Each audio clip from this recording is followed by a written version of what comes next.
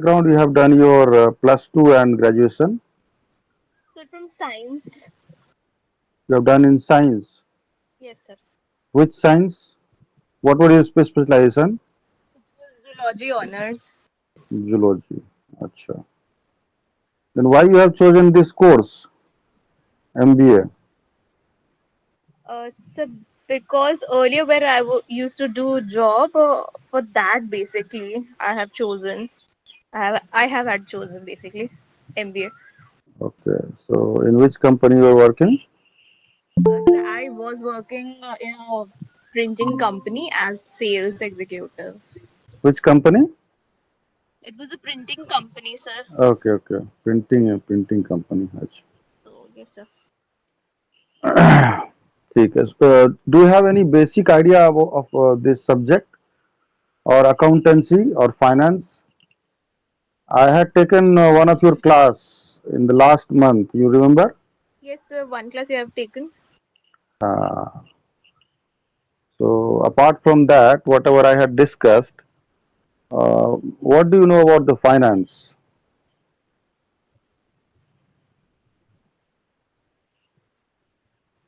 Let me begin with one story which I read during my childhood. ठीक है. एक मैंने इसको मैं हिंदी में बताता हूँ. हिंदी साहित्य में मैंने एक स्टोरी पढ़ा था. It was written by Munshi Premchand. The title of the story was ईदगाह. आप लोगों ने पढ़ा है अपना हिंदी में कहीं ये स्टोरी? नहीं पढ़ा है तो सुन लीजिए.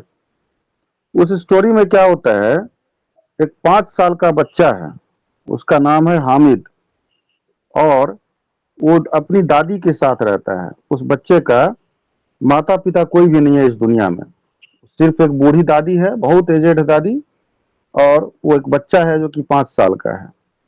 30 दिन के रमजान के बाद ईद का महीना, वो ईद का पर्व आता है, और ईद का त्योहार मनाने के लिए सारे छोटे बच्चे जो हैं उसके दोस्त, जिनके माता पिता हैं और भी लोग हैं पैसे वाले हैं, सब के सब मेला देखने जाते हैं.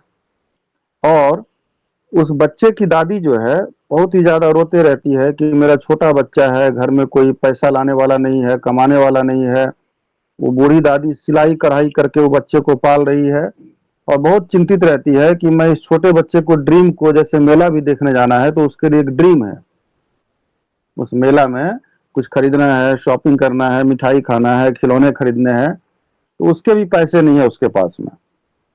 तो वो बूढ़ी क्या करती है, एक 50 पैसे का सिक्का अपने बच्चे को, सारे बच्चे जो मोहल्ले के हैं नए कपड़े खरीदते हैं, मिठाई खाते हैं, सेवइयां खाते हैं, ये छोटा बच्चा जो है उसकी दादी क्या करती है, उसके पुराने कपड़े को ही धो करके सिलाई करके, और वही उसकी सब है, माँ भी है उसकी, उसका बाप भी है, उसकी दादी भी है, सब है वो बच्चे के लिए. उसको 50 पैसा देती है, और वो बच्चा अपने दोस्तों के साथ मेला जाता है देखने के लिए. वो मेला में देखता है कि बहुत सारा लुभावना चीज है, खाने पीने का चीज है, वहां पर खिलौने हैं बहुत सारे. 5 साल के बच्चे के लिए तो क्या है, वो तो सारा दुकान खरीद ले खिलौने का, वो मिठाई दुकान जाए तो सारा मिठाई खरीद ले, ऐसा है. लेकिन वो बच्चा क्या करता है, मेला में जाके एक लोहे का चिमटा खरीदता है.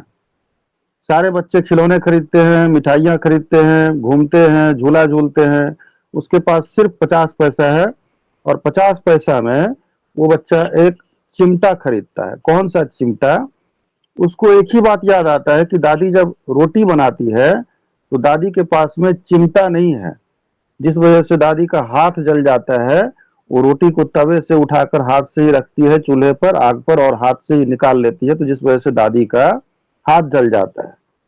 तो छोटे से बच्चे में ये सोच आ गया कि 5 साल का, कि उस चिमटे को खरीद कर लाया. ये एक सिचुएशन है, इसके बारे में सोचिए कि मैं इसमें मैं क्या मैसेज देना चाहता हूँ. Number one. Number two, your parents has given you 100 bucks today in the morning and ask you to go to the market and do whatever you want to do with that just 100 rupees. What will you do? Just tell me. I will relate all these matters with your subject. It's just not just a story. Your father has given you just 100 rupees. take this 100 rupees and go to the market and do whatever you want to do.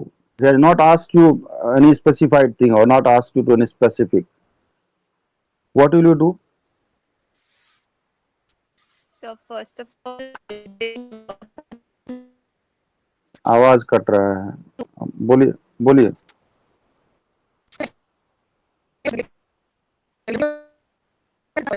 अच्छा एक second, ये मैंने headphone लगाया इस वजह से तो नहीं आवाज कट रहा है. हेडफोन निकाल लूं क्या मैं, तो आएगा आवाज क्लियर? एकदम नहीं आ रहा, रुकिए. क्या कर रहे हैं? हेलो, आवाज बिल्कुल नहीं आ रही.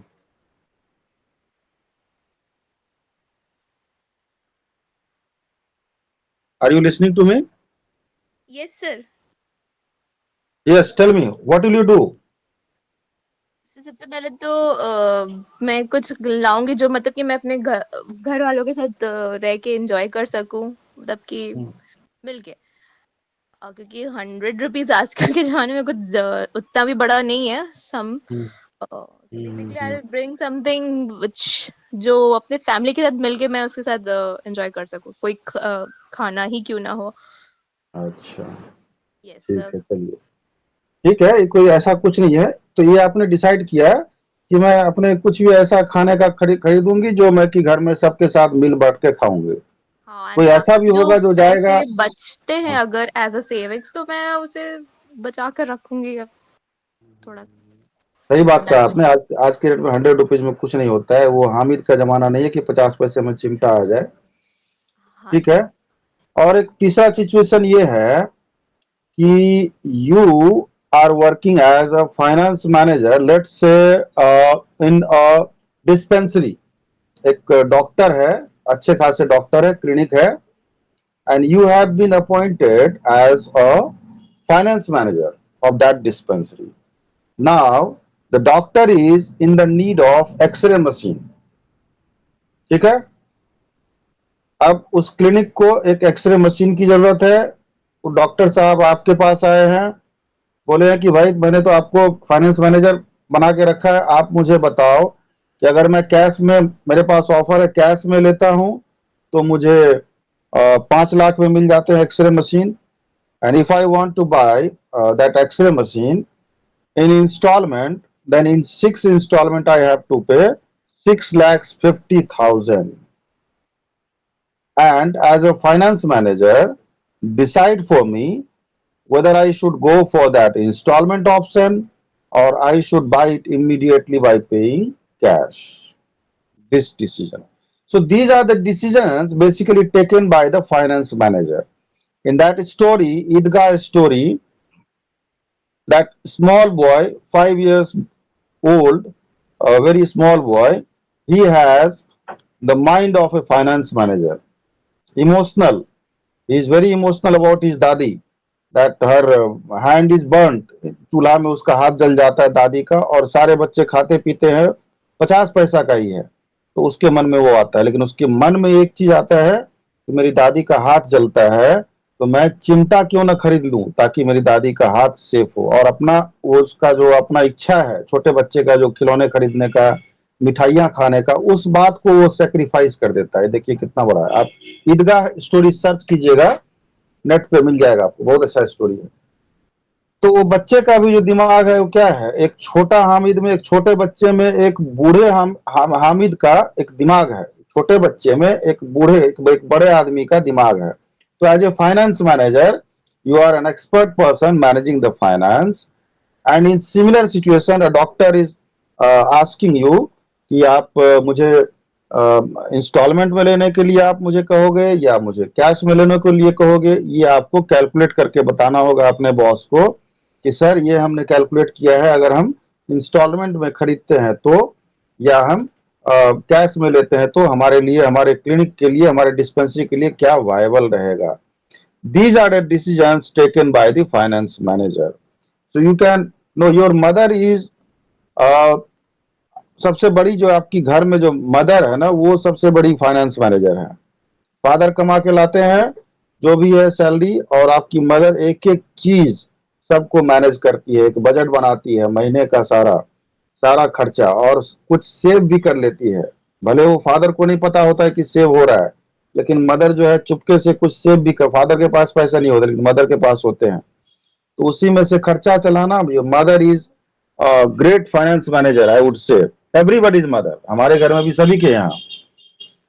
ठीक है, तो ये जो चैप्टर है फाइनेंशियल मैनेजमेंट, इसको हम लोग पढ़ेंगे, फाइनेंस को किस तरह से मैनेजमेंट किया जाता है, और हमारे लिए, हमारे फर्म के लिए, हमारे कंपनी के लिए हम जो काम करेंगे एज ए फाइनेंस मैनेजर, कैसे उसको बेनिफिट होगा। हमारा फर्म का profit maximization is one thing, the second point is wealth maximisation.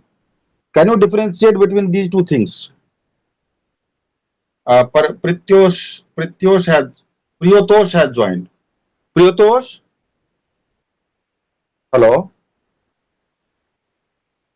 प्रियोतोष, can you differentiate between profit maximization and wealth maximization? First of all, what do you understand by these two terminology?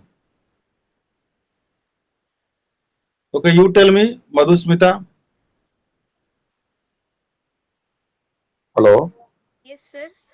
हाँ बोलिए, what do you understand or what comes to your mind when you hear the word profit maximization and wealth maximization? Um, जरा जोर से बोलिएगा, इसमें मेरा mobile में उतना आवाज नहीं आता है, तो जरा प्लीज आप जोर से बोलिए, थोड़ा बी अलाउड। प्रॉफिट मैक्सिमाइजेशन का मतलब है कि जो आपने सम इन्वेस्ट करा है उस पे रिटर्न्स, बेसिकली गेन्स कितना हो रहा है, मतलब मेरे नजर में तो यही है, हम मेरे को समझ में आया। एंड वेल्थ मैक्सिमाइजेशन जो बेसिकली आपका नहीं पता सर। ये हम लोग पढ़ेंगे, ये बहुत इंपॉर्टेंट है, और ये आपका मतलब, ये देखिए मैं ऐसे ही बता देता हूँ, अभी इन डिटेल्स नहीं, ऐसे ही बताता हूँ मैं आपको। प्रॉफिट मैक्सिमाइजेशन मतलब हुआ कि मान लीजिए डॉक्टर का एक क्लिनिक है, या आपका आप किस प्रिंटिंग कंपनी में काम करती थी, ठीक है, as a salesman, sales woman, और सेल्स ऑफिसर लेट्स से, ठीक है। So you are working as a sales executive or sales officer in that printing company, and that printing company's motive was to uh, maximize, to sell maximum number of printing, whatever printing materials. आप क्या क्या बेचते थे आप लोग? Sir basically हम लोग printing करते थे, बुक्स प्रिंट करते थे एंड पब्लिशिंग, अच्छा, बुक प्रिंट्स करते थे, तो आपका जो रेवेन्यू, जितने भी स्टेशनरी बुक्स से रिलेटेड प्रिंटिंग एंड ऑल। तो जितने ऑर्डर्स आएंगे आपके पास में उतना ज्यादा बिजनेस बढ़ेगा, उतना ज्यादा प्रॉफिट होगा, है ना। तो ये एक हो गया, तो ये हो गया प्रॉफिट मैक्सिमाइजेशन। ऑर्गेनाइजेशन में जितना प्रॉफिट होगा, जितना बिजनेस होगा, जितना वॉल्यूमनस बिजनेस होगा, जितना वॉल्यूम में होगा, so from there you earn more and more profit. And the value wealth maximization मतलब हुआ कि जो आपके इन्वेस्टर ने जो पैसे लगाए, मैंने आपको 4 रुपया दिया, ये लीजिए 4 रुपया, और इसको मुझे आप 6 रुपया बना के दिखाइए। कंपनी का वैल्यू को बढ़ाइए। कंपनी में जो 4, प्रॉफिट मैक्सिमाइजेशन मतलब हुआ प्रॉफिट बनाना, ईयर एंड, हर एक साल, year and year on year वो बढ़ते जाएगा या घटते जाएगा। लेकिन कंपनी का या ऑर्गेनाइजेशन का जो वैल्यू है, जो उसका मार्केट में जो ब्रांड का जो वैल्यू है, उसको मैक्सिमाइज करना, जो इन्वेस्टर ने लगाया हुआ है, और भी इन्वेस्टर हमारे पास आएंगे, that is your wealth maximization. So let us write down the meaning of financial management. मैंने उस क्लास में बताया था आपको, ये वर्ड याद रख लीजिए कि जब भी इसका डेफिनेशन लिखिएगा, कि ऐसा एग्जाम में आता है या कोई पूछता है इंटरव्यू में, या कहीं भी आप डिस्कस करते हैं, कोई पूछता है what do you understand by financial management, तो आप, ये बात मैंने बहुत बार बताया था, 4-5 बार रिपीट किया था कि ये बात जरूर बोलिएगा, the procurement of funds and effective utilization of funds. ये मैंने बताया था ना उस क्लास में, याद आ रहा है आप लोगों को? Yes sir. बहुत पहले हो गया इसका, मैंने 10th को शायद क्लास लिया था, 10th ऑफ मार्च को, लेकिन मुझे अभी भी याद है। लिखिए लिखिए तो, yes sir. Business decisions are business decisions are mostly measured in financial terms. Business decisions are mostly measured in financial terms, and therefore, therefore, financial management plays a key role in the operations of an enterprise. Financial management plays a key role in the operations of an enterprise.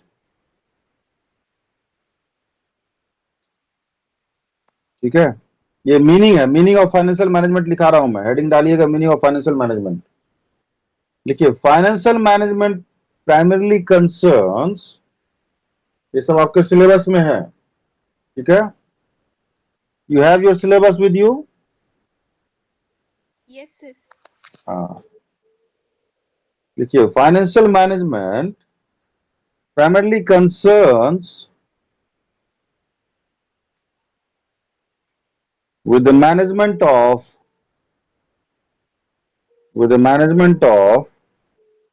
financial aspect of an enterprise.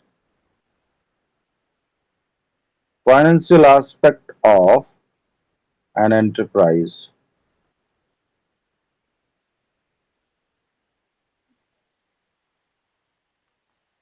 ठीक है,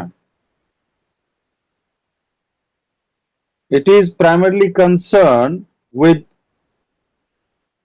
planning and controlling with planning and controlling of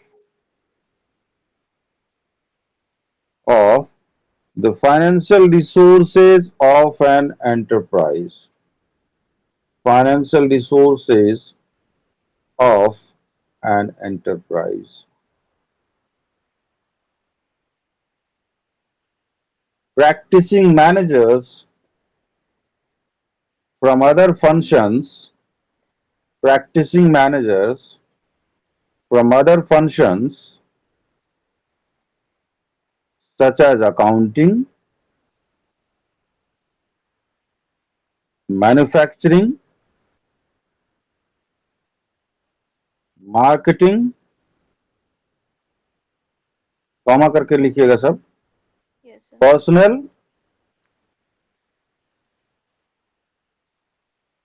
operational research are all interested in this subject, are all interested in this subject because most critical decisions, because most critical decisions relate to finance, लिख रहे हैं ना, हाँ sir. relate to finance and understanding of the basics of financial management, understanding the basics of financial management provides them with conceptual and analytical insights to make these decisions in the best interest of the enterprise. Sir repeat.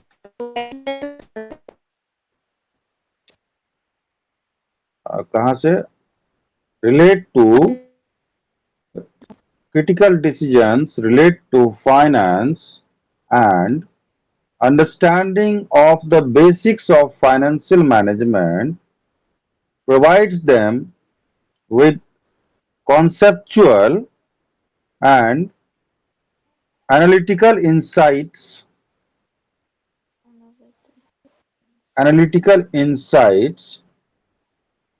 to make these decisions in the best interest of the enterprise.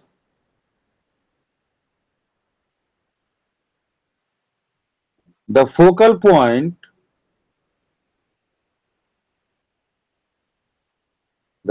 point of financial management, the focal point of financial management remains remains maximization of shareholders' shareholders' wealth by proper considerations of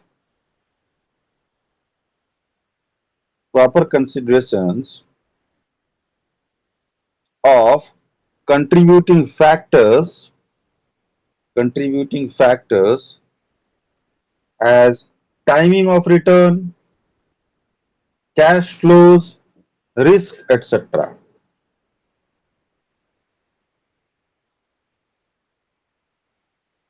देखिए, business decisions are mostly measured in financial terms. Business में accounts हो गया, आपका जब organisation चलाते हैं, printing company में आप काम करते थे, तो वहां भी क्या था, जो भी चीज आप प्रिंटिंग का मटेरियल लाते थे, मशीन चलाते थे, कार्ट्रिज लाते थे, हाँ स्टाफ रखते थे, या कुछ टाइपिंग वाला काम होगा, जो भी होगा एक्स वाई जेड, वो सारा का सारा चीज मॉनेटरी टर्म्स में ही होता था। बिजनेस बिजनेस क्या है एक्चुअली, अकाउंट्स क्या है, accounts is nothing but in lemons language it's a language of business. Accounts क्या है, लैंग्वेज ऑफ बिजनेस है, ठीक है। बिजनेस में जो भी काम होता है, पैसा खर्च होते हैं, कुछ भी आपको करना होता है, तो हर जगह पैसा चाहिए, तो लैंग्वेज ऑफ बिजनेस क्या है, अकाउंट्स है। तो अभी इसमें जो एक चीज बताया है हमारे डेफिनेशन में, the focal point to make these decisions in the best interest of the enterprise remains maximization of shareholders wealth. Shareholder जो भी इन्वेस्टर्स हैं आपके बिजनेस में, जिसने भी पैसा डाला है, लगाया है, उसका मोटिव है कि जैसे मैंने बताया कि मैंने आपको 4 रुपया दिया, तो 4 रुपए को आप 6 रुपए करके कैसे दोगे, अपना बिजनेस करते हुए, ताकि आपका जो इन्वेस्टर है वो भी खुश रहेगा और भी पैसा लगाएगा। इन्वेस्टर का जो पैसा है उसका वैल्यू को इंक्रीज किया आपने, उसको रिटर्न दिया, तो ये मैक्सिमाइज करना हुआ। साथ ही साथ और क्या है इसमें, एनालिटिकल इंसाइट्स, जो स्टोरी मैंने बताया, आपने जो बताया कि 100 रुपीज अगर मिलता है तो आप क्या करोगे, उसको कैसे मार्केट में खर्च करोगे, वो जो स्टोरी बताया मैंने उस बच्चे का, वो उसमें भी उसने अपना क्या किया, एनालिटिकल स्किल लगाया, एनालिटिकल इंसाइट्स एनालाइज किया कि मुझे क्या करना चाहिए, मुझे अभी किस चीज की जरूरत है, सबसे पहले क्या करना चाहिए। तो this is called analytical skills और insights to maximize the wealth of the investors. These are the uh, main focal point of the financial management. आ रहा समझ में? Yes sir. अब एक बात और है कि कैश फ्लो टाइमिंग, मान लीजिए आज आपको कोई 1 लाख रुपया देता है और कोई बोलता है कि मैं आपको 1 साल के बाद 1 लाख रुपया दूंगा, तो आप क्या चूज करना पसंद करोगे?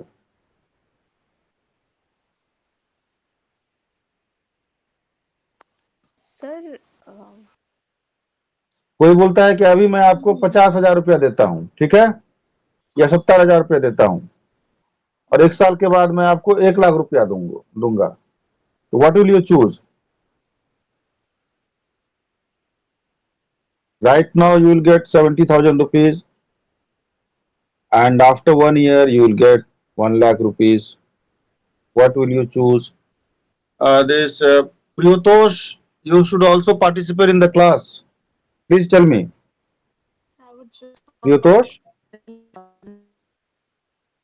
Hello. हाँ सर। हाँ बोलिए। सर मैं तो 70,000 को चूज करूंगी। वाह बहुत अच्छा, क्यों? करंटली मेरा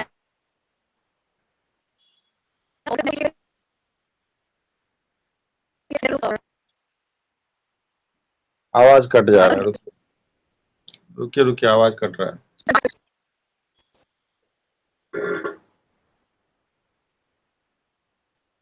हेलो। हाँ सर। हाँ बोलिए, क्या बोल रहे थे? अभी आप 70,000 ले लीजिएगा, क्यों? Sir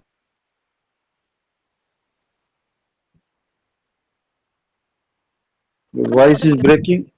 I'm not able to listen. Okay, whatever your reply is, see, your voice is not coming to me. It's breaking and shaking. See, the current value of money, ये हम लोग आगे सीखेंगे कि अभी कोई दे देता है तो करंट वैल्यू क्या है उसका, और नेक्स्ट वो अगले साल देगा, एक साल में देगा, तो अभी मुझे जरूरत हो जाएगी उसका, अभी के हिसाब से मार्केट वैल्यू क्या होगा, बराबर ही हो जाएगा अभी के डेट में 70,000 रुपया, और एक साल के बाद 1,00,000 रुपया, मोटा मोटी दोनों का वैल्यू बराबर ही हो जाएगा। If you have chosen to take 70,000 right now, it's a very good decision. Yes sir, मैं देखिए, आप जब भी बोलते हैं आपका आवाज कट जाता है, सुनाई नहीं देता, पता नहीं।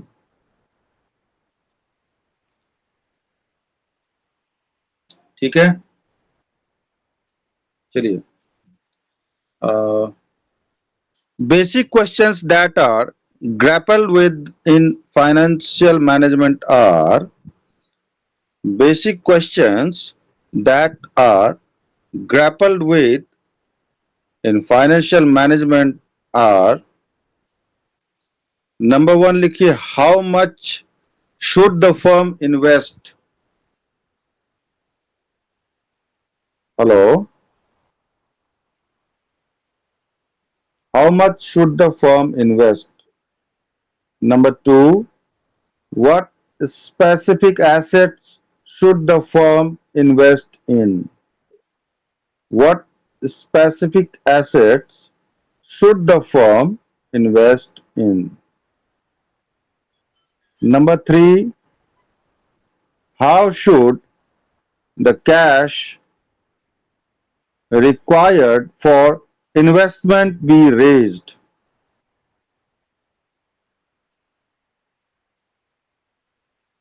लिख लिया? Sir, hello sir. हाँ हाँ बोलिए। सर सेकंड वाला पॉइंट रिपीट कीजिए। What specific assets should the firm invest in? Number three, how should the cash required for investment be raised? तो ये तीनों डिसीजन लेने के लिए हाउ मच द फर्म, अगर आपका कोई फर्म है, फर्म को समझ लीजिए, फर्म मतलब पार्टनरशिप फर्म ही नहीं, फर्म मतलब समझ लीजिए कंपनी, ऑर्गेनाइजेशन, बिजनेस, जो भी आपका दुकान भी समझ लीजिए।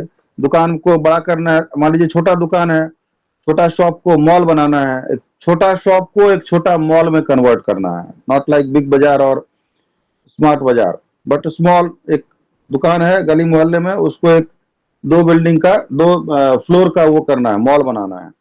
For that, you need a huge capital. For a small shopkeeper, even 10 lakhs or 20 lakhs uh, sourcing from anywhere is a big task. So, how much should the firm invest? कितना invest करना है, ये decision. What specific assets should the firm invest in? कहाँ पर invest करना है, ये भी एक वो जो मैंने इसके पहले लिखा है एनालिटिकल इनसाइट्स, तो ये सब आपको एनालिसिस करना होगा as a finance manager. How should the cash required for investment be raised? अब आप जो कैश लाइएगा वो कहाँ से लाइएगा? अपने रिश्तेदारों से मांग के लाइएगा, लोन लीजिएगा, या कुछ बेच के लाइएगा, या पब्लिक से लाइएगा, या कहाँ से लाइएगा, या बैंक से लोन लीजिएगा, ये आपको कैश कहाँ से आएगा, कैपिटल कहाँ से आएगा, कितना कैपिटल चाहिए, ये सब सारा डिसीजन, ये सब सारा। अभी जो आपको हाईएस्ट पोस्ट इसमें क्या होता है फाइनेंस मैनेजर के लिए? CFO. In every big organization, they appoint one person who is in charge of all financial matters, and that post is known as CFO, Chief Financial Officer, just like CEO, Chief Executive Officer, and in finance department they have got CFO. Chief financial officer. ठीक है, आजकल जो ये है technology वाली company है, जो computer से रिलेटेड है, जो आईटी वाले फील्ड, उन लोगों के यहाँ एक और पोस्ट होता है CTO. CTO stands for chief technical officer. ठीक है, okay sir. Hello, yes sir. हाँ, तो अभी लिखिए scope of financial management. Financial management का स्कोप क्या है?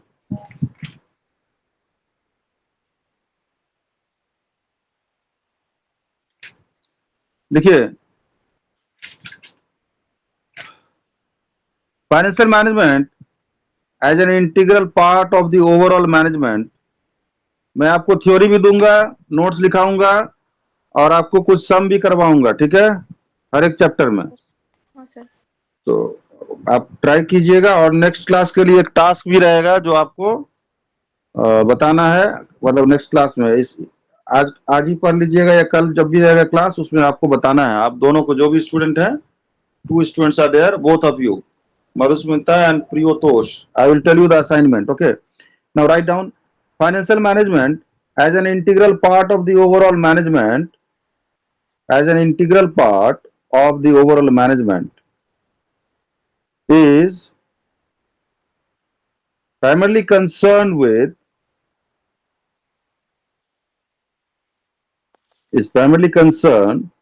with acquisition and use of funds. Acquisition and use of funds by a business based on Ezra Solomon's concept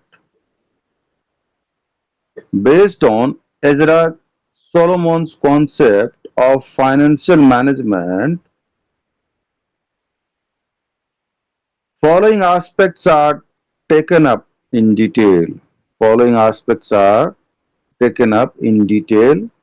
Under the financial management. Number A. अभी इसमें क्या है, देखिए, financial management, finance depart, account depart, जहां से पैसा का सारा काम है, उस डिपार्ट में कंपनी का जो टॉप लेवल के लोग हैं, हर आदमी का इंटरेस्ट रहता है, क्योंकि वहीं से पैसा का सारा हिसाब किताब होता है। आपके पर्सनल मतलब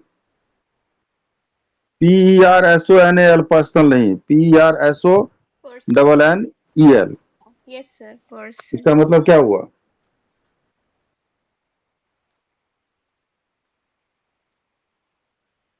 इसका मतलब a bit related to HR, man management, human management of the organization। हाँ। ठीक है, जितने लोग काम करते हैं सबका मैनेज करना है ना, सबको पैसा देना है, सबको प्रमोशन देना है, सबको हाइक देना है, बोनस देना है। वो दीजिएगा तभी तो आपका रहेगा। अच्छे लोगों को लाना है, टैलेंट को लाना है, तभी तो ऑर्गेनाइजेशन बढ़ेगा। और जो लोग आते हैं उसको रखना भी है, ये नहीं कि आते गए और बस चलते गए, ऐसा नहीं। ऐसा आपका होना चाहिए ऑर्गेनाइजेशन में, ऐसा मैनेजमेंट होना चाहिए, ऐसा सिस्टम होना चाहिए कि जो लोग आए वो सस्टेन करने के लिए रहें। ये नहीं कि आए और चले गए। चले क्यों गए? आपका ऑर्गेनाइजेशन का फेलियर है। रह गए तो ऑर्गेनाइजेशन का सफलता है। तो सभी लोग इंटरेस्टेड होते हैं। साथ ही साथ अभी मैं आपको एग्जांपल देता हूं। You must have heard about this Byju Raveendran. Byju class सुना है आप लोगों ने? सबने सुना है। हाँ सर। तो बाइजू क्लास क्या है, हर जगह देखिएगा, हर सिटी में एक बाइजू का सेंटर खुला हुआ है। जमशेदपुर में भी है, अभी है कि नहीं है, बंद हो गया, पता नहीं, I don't know. So what they have done a huge mistake of hiding the things that they were doing. They were showing inflated profit in their financial statements. And when the independent body came for the audit, they were caught. They had taken a huge amount of loan and they were unable to pay. तो क्या हो गया? सबका सब डूब गया। दसों हजार आदमी को निकाल दिया। सैलरी देने के लिए हर महीना आता है, लेटर आता है कि भाई इस महीना का सैलरी डिले होगा, आपको नहीं देंगे, फेल हो गया। तो क्यों हुआ? वो फाइनेंशियली जो है उसने जो उसका फाइनेंस मैनेजर है या फाइनेंस डिपार्टमेंट है या जो भी लोग हैं, सब लोग हैं, जो भी टॉप के लोग हैं, they have taken a wrong decision, wrong finance decision, whatever decision it is, and that's why decision तो उसने लिया खराब या गलत, और उसका खामियाजा सबको भुगतना पड़ा। जो लोग दूसरे दूसरे नौकरी छोड़ के आए उसके यहाँ काम करने, जिनकी रोजी रोटी चलती थी, उनकी तो गई नौकरी, सैलरी नहीं आ रही है, नौकरी चली गई। तो एक आदमी के गलत डिसीजन से कितने लोगों को भुगतान करना पड़ता है, देख लीजिए। ठीक है। So as a finance manager you should always take very much calculative and analytical decision. Number 2, ए के बाद बी लिखिए, determining the composition of assets of the enterprise, determining the composition of assets of the enterprise। ठीक है, चलिए मैं points पर लिखा देता हूं, उसके बाद मैं डिस्कस करूंगा। Number C, determining the mix of firms financing, comma, consideration of level of debt to equity, Number D,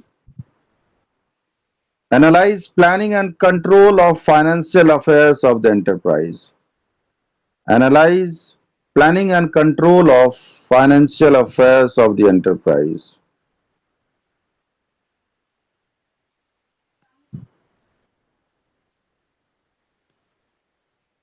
ठीक है, फिर लिखिए, पैरा चेंज करके लिखिए, according to modern approach now financial management includes besides procurement of funds,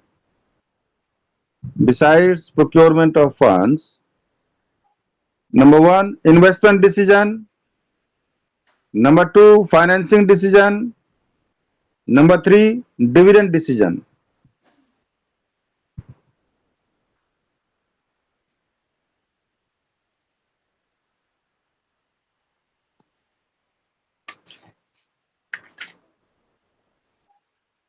देखिए क्या है, B number point में कहता है determining the composition of assets of the enterprise.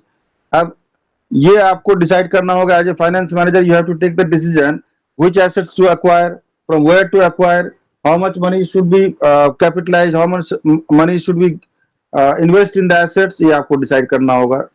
C number में क्या है, determine the mix of forms financing, consideration of level of debt to equity. आपका जो बिजनेस है, कंपनी है या फर्म है, जो भी है, उसमें इक्विटी मतलब शेयर कैपिटल कितना रहेगा, इक्विटी कैपिटल, और मार्केट से आप कितना पैसा उठा के लगाइएगा, मतलब लोन कितना लगाइएगा। क्योंकि आपका जो कैपिटल बिजनेस जब खड़ा होता है तो आपके पास मान लीजिए कोई बिजनेस, मैंने बताया कि एक छोटा दुकान से एक 2 फ्लोर का एक मॉल बनाना है आपको, या छोटा दुकान से एक समझ लीजिए आपका 300 स्क्वायर फीट का एक छोटा दुकान है। ठीक है, let's assume that 300 square feet का, 400 स्क्वायर फीट का एक small shop is there with XYZ father। Are you listening? Yes, sir. ठीक है, अब क्या हुआ, अब उस फादर का बेटा है जो एक MBA करके आया, JITS कॉलेज से उसने MBA कर लिया, या बेटी है उसने MBA कर लिया। MBA करने के बाद उसको पढ़ाई किया उसने, फाइनेंस का पूरा फाइनेंस मैनेजर का जो फाइनेंशियल मैनेजमेंट सब्जेक्ट पढ़ा उसने, सारा फाइनेंस का टैक्स पढ़ा, कॉस्टिंग पढ़ा, अकाउंट्स पढ़ा, सब पढ़ लिया, मार्केटिंग पढ़ा। उसके बाद उसको नॉलेज आया और ज्ञान हुआ, उसने एक एनालिसिस किया कि अभी जो हमारे बगल में जो खाली पड़ा हुआ जगह है इसको क्या करेंगे, एक हम छोटा सा एक बड़ा शॉप कर देंगे, मतलब मॉल टाइप का ही कर देंगे, नहीं होता है नीचे में ही, नीचे फ्लोर में ही होता है सब कुछ, वैसा एक बनाते हैं। हाँ, तो उनके फादर को आइडिया नहीं आया, अब ये MBA करके आया है तो इसको आइडिया आ गया।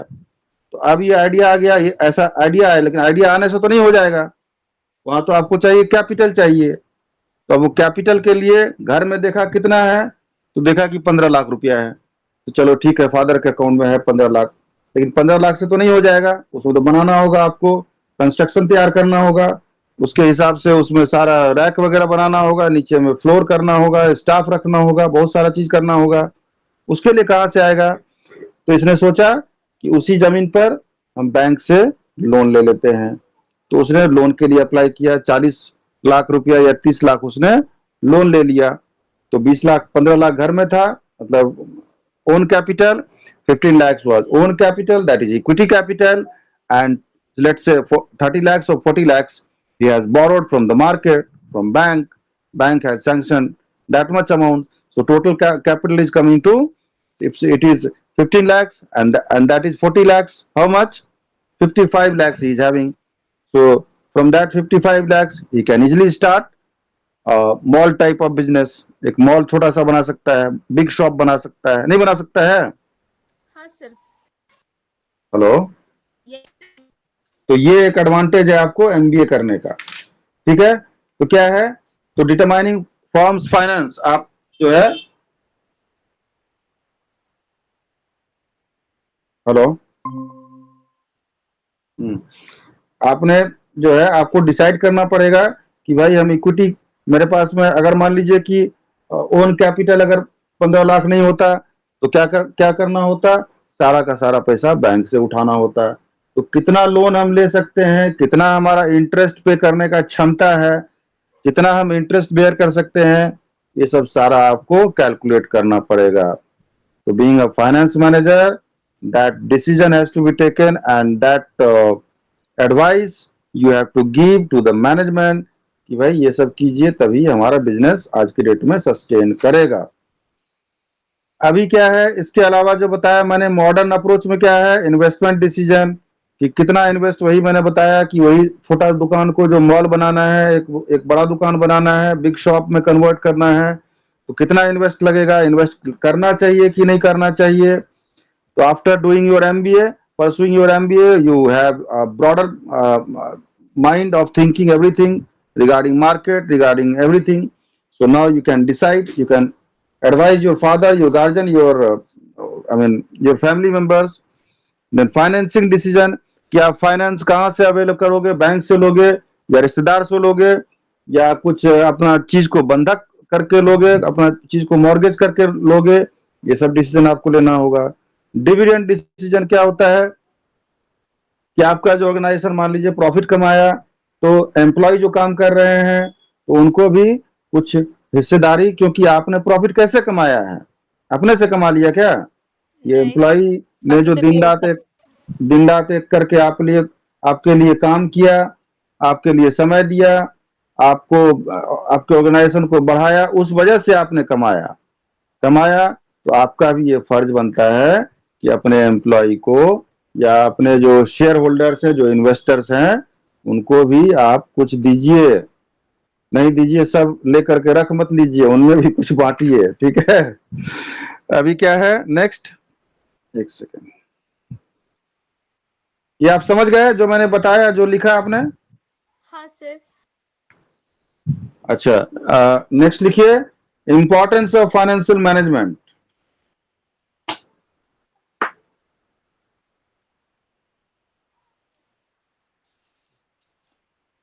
लिखिए, the importance of financial management has tremendously increased due to following reasons. Tremendously increased due to following reasons. Number A, जो भी whatever notes you are writing, these are very important from examination point of view, from your knowledge point of view, from making your thinking power broader. You please read and go through all these things, and if you don't understand even a single word, please be prompt to ask me the question first before starting any new topic. Did you get my point? Yes sir. Yes. So you should ask me. I hope that you understand, and if you don't understand, the next class I expect you to ask me the question. You, both of you, you and sir Priotos, both. He is not speaking sir एक anything. Question था। बोलिए। Sir एक question था। Sir मेरे को ये word जो नहीं आ रही आवाज, I didn't get you. Procurement of funds, इसका मतलब क्या है? प्रोक्योरमेंट, सबसे पहले बताइए कि अभी इसको हिंदी में जानते हैं। प्रोक्योर मतलब क्या होता है?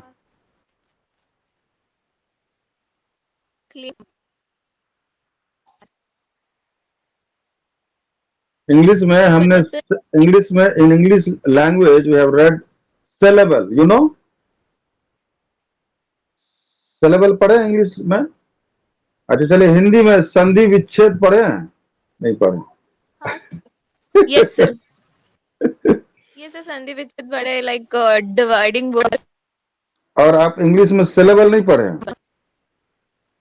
पढ़े होंगे, ठीक है, याद नहीं आ रहा। चलिए देखिए, प्रोक्योरमेंट ऑफ फंड्स का मतलब होता है कि फंड को एक्वायर करना, प्रोक्योर करना। अब ऐसा आप, now you are after doing your MBA from JITS college, now you have been appointed as a, let's say, as a finance manager of your printing XYZ printing company. Since you gave the example, I mean that you told me that you work for that printing organization.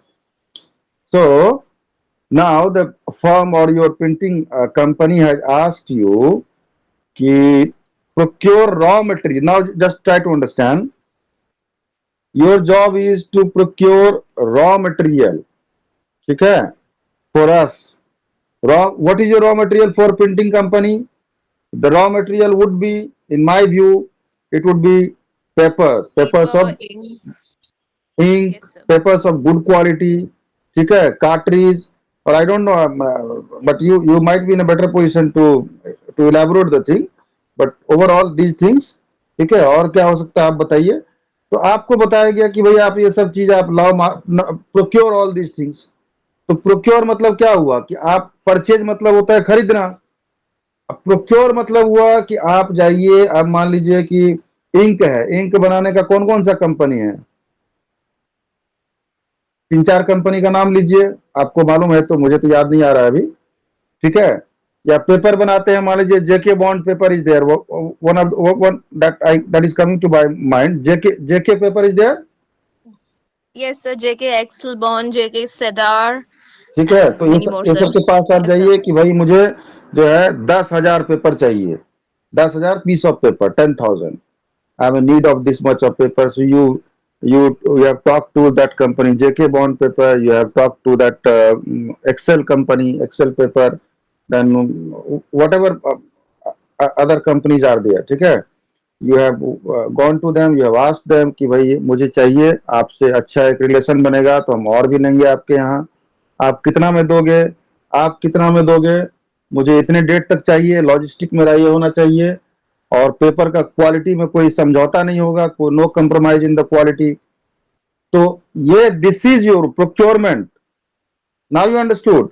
So in this case the procurement of raw material is there, but earlier the question you asked that procurement of funds, तो procurement of funds मतलब हुआ in the business you need funds to start your business, to start investment, to start doing anything in the firm.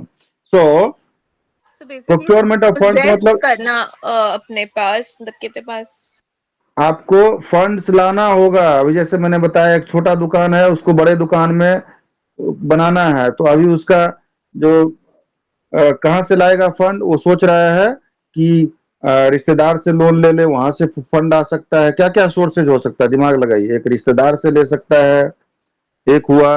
दूसरा example हुआ कि अपने घर में जो है 15-20 लाख रुपए, 10 लाख रुपए, वो हो गया। तीसरा हुआ कि बैंक से लोन ले लें, ये हो गया।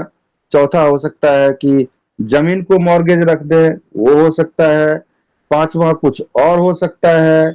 छठा हो सकता है कि उसके पास कुछ स्टॉक पड़ा हो, वो उस स्टॉक को मॉर्गेज रख दे, लोन पे ले ले, स्टॉक को मॉर्गेज रख के ले ले, फंड ले ले। तो ये जो फंड ला रहा है, that is procurement of funds for starting a big business. Now you understood?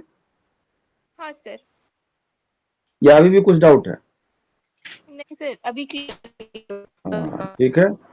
जो भी नहीं समझ में आएगा पूछ लिया कीजिए, मैं एक तरीके से नहीं, मैं 10 तरीके से बता मैंने कोशिश करूंगा बताने का, ठीक है। लिखिए, the importance of financial management has tremendously increased due to following reasons. Number A, the scope of financial management has broadened. The scope of financial management has broadened. The primary concern of financial management is considered to be the primary Primary. concern of financial management is considered to be rational matching of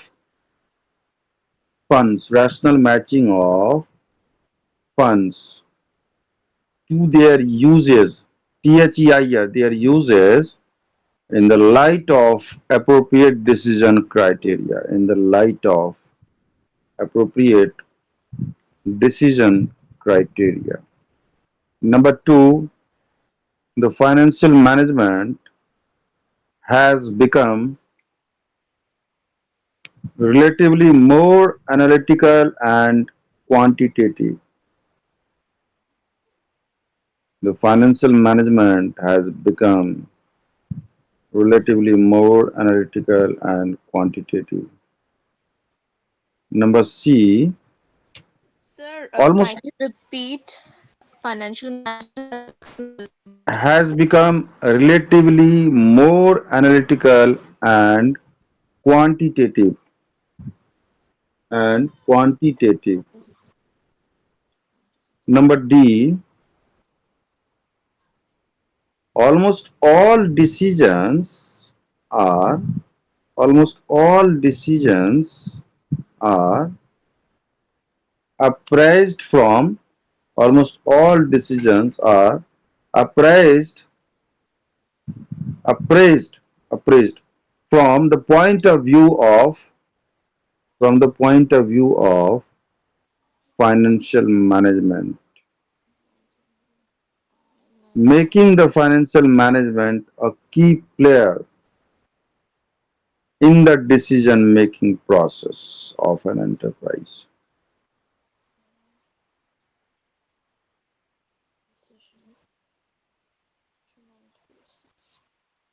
Hello.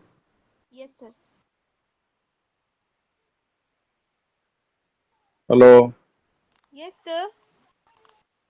यहाँ तक इसको रखते हैं, इसको आप जो है सो पढ़िए और कल हो क्लास जब भी हो, whenever the next class is there, if you have any doubt again come back with a question, but now write assignment that you need to present in the next class.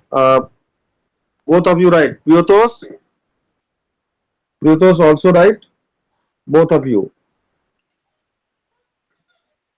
My question is that you have got 50,000 rupees cash.